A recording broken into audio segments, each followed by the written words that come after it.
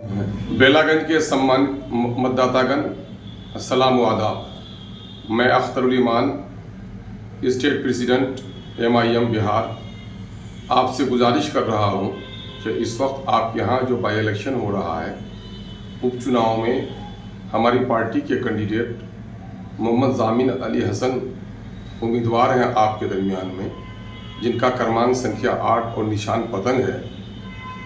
आप उस पर वोट डालें।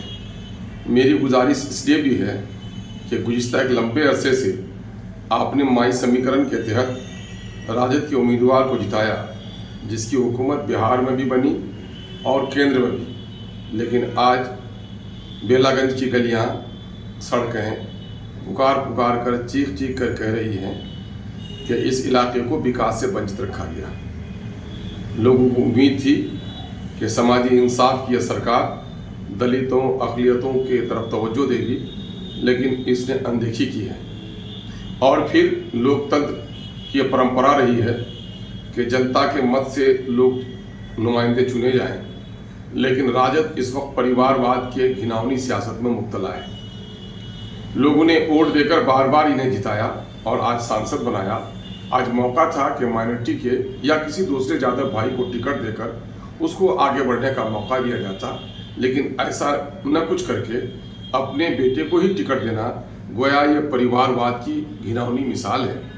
हम आपसे गुजारिश करते हैं कि MIM सिर्फ मुसलमानों की पार्टी नहीं है।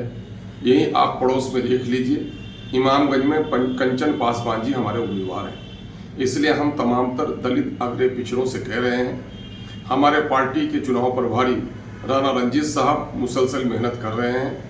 हम आपसे गुजारिश कर रहे हैं कि एक बार हमें मौका दीजिए, और बिलखुसूस मुस्लिम बिरादरी के लोगों से हम गुजारिश करेंगे कि आप अपनी क़यादत को जन्म दीजिए। बिहार में सब लोगों ने अपने झंडे बुलंद किए हैं। आपके पिछड़ेपन की असल वजह यह है कि सियासी एतबार से आप बेवज़न हो गए हैं।